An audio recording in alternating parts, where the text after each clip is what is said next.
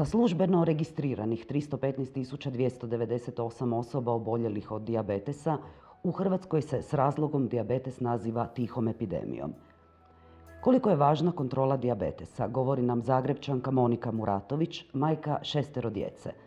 3 od 6 djece obitelji Muratović dijagnosticiran je dijabetes tip 1.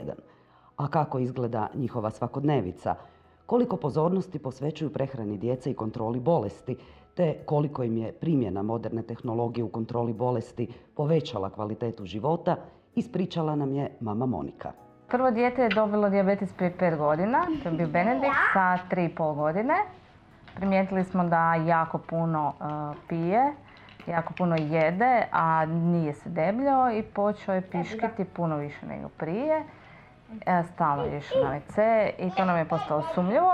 I s obzirom da u obitelji isto imamo jednog dijabetičara, onda smo otišli tamo kod njih doma, izmjerili šećer, imao je 20 iz krvi. I onda smo zapravo znali o čem se radi i išli smo na Rebro i tako smo ga otkrili. Puno toga, recimo, nije više bezbrižno kao prije, zato što gdje god da idete, bilo to u park ispred zgrade, morate razmišljati o tome da li ste sve ponijeli, jer nažalost u tom dijabetesu se nikad ne zna kad bi taj šećer zbog veće doze inzuline mogu pasti jako nisko i to je za djecu najopasnije zato što tada moraju dobiti nešto slatko, sok, bombona. Pazimo koliko koja hrana ima ugljikohidrata, znači koliko grama na 100 grama.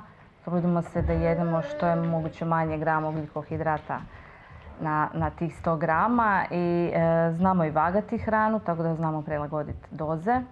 U vrtiću imaju prilagođenu hranu, u školi nismo išli za tim, zato što djeca u školi mi ih pripremimo ko roditelji da budu što samostalnija. I onda učiteljice njih samo podsjećaju da daju inzulin, u vrtiću također, ali ih i kontroliraju da li je taj šećer visoki, da li je niski. Ja moram tu istaknuti Zagrebačko dijabetičko društvo i svo njihovo osoblje i predsjednicu, doktoricu Prašek i cure i sve ostale članove i roditelje.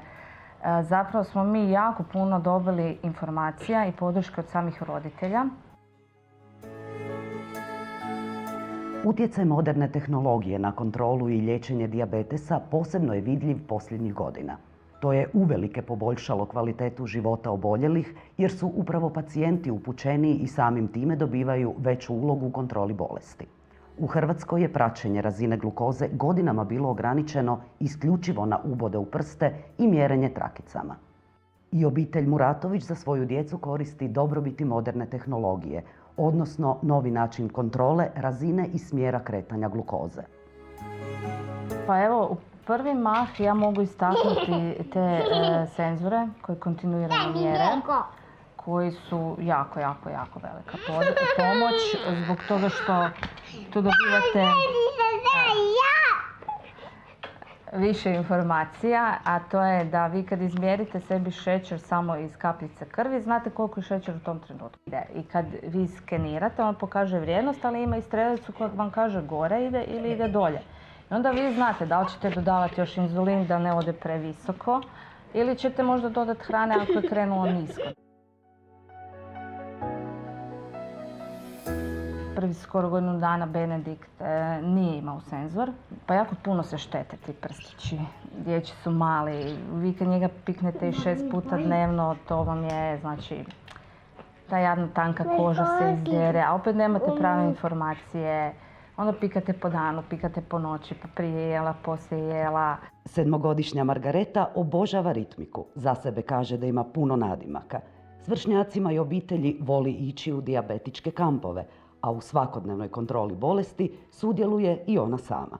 Mjerim šećer ponekad non stop, ponekad prije doručka, prije ručka, poslije ručka, nakon užine, prije užine i nakon večere i poslije večere.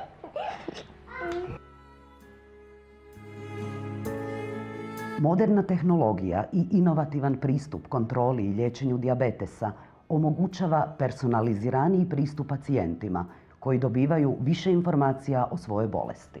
Zahvaljujući flash sustavu za praćenje glukoze koji je dostupan i na hrvatskom tržištu, osobe oboljele od dijabetesa mogu provjeriti svoje vrijednosti bez bockanja i bez boli, bilo kada i bilo gdje.